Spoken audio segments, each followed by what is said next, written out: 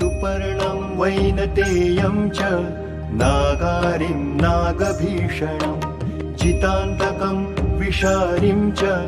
अजितं विश्वरूपिणम् गुरुत्मन्तं खगश्रेष्ठं तार्क्ष्यं कश्यपनन्दनं 12 नामानि गरुडस्य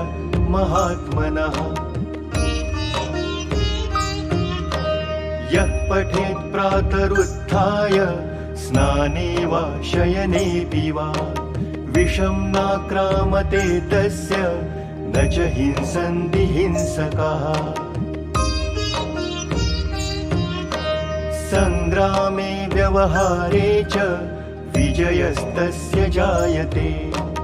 बन्धनान् मुक्तिमाप्नोति यात्रायां सिद्धिं